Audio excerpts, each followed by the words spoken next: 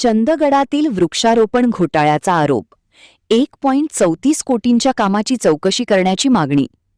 चंदगड तालुक्यातील रस्त्यांच्या दुतर्फा पर्यावरण संवर्धनासाठी करण्यात आलेल्या वृक्षारोपण योजनेत मोठ्या प्रमाणावर अनियमितता झाल्याचा गंभीर आरोप करत स्वाभिमानी शेतकरी संघटनेने सार्वजनिक बांधकाम विभागाकडे चौकशीची मागणी केली आहे. निकृष्ट दर्जाचे काम, झाडांच्या देखभालीकडे दुर्लक्ष आणि कोट्यवधी रुपयांच्या खर्चावर प्रश्नचिन्ह उपस्थित करत संबंधित ठेकेदाराचा ठेका तात्काळ रद्द करावा अशी मागणी संघटनेने केली आहे. स्वाभिमानी शेतकरी संघटनेचे कोल्हापूर जिल्हा उपाध्यक्ष प्राध्यापक दीपक पाटील यांनी सार्वजनिक बांधकाम विभाग दक्षिण कोल्हापूरचे कार्यकारी अभियंता यांना निवेदन दिले.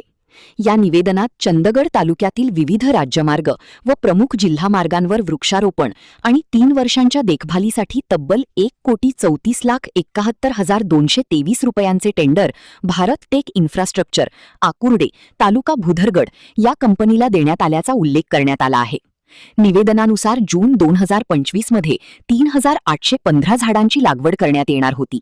प्रत्येक झाडासाठी खड्डे खुदाई, शेणखत वापर, लागवड व संरक्षणासाठी सुमारे 931 रुपये तर 3 वर्षांच्या देखभालीसाठी प्रत्येकी सुमारे 3,531 रुपयांची तरतूद करण्यात आली होती. मात्र प्रत्यक्षात खड्ड्यांची खोली व माप नियमानुसार नसल्याचा आरोप करण्यात आला आहे. तसेच शेणखत न वापरताच झाडांची लागवड करण्यात आल्याचेही निवेदनात नमूद करण्यात आले आहे. विशेष म्हणजे लागवडीनंतर झाडांना नियमित पाणी देणे, खुरपणी करणे आणि निगा राखणे अपेक्षित असताना वर्षभरात एकदाही योग्य देखभाल करण्यात आली नसल्याचा आरोप करण्यात आला आहे. परिणामी लावण्यात आलेल्या झाडांपैकी तब्बल 90% झाडे वाळल्याचा दावा संघटनेने केला आहे.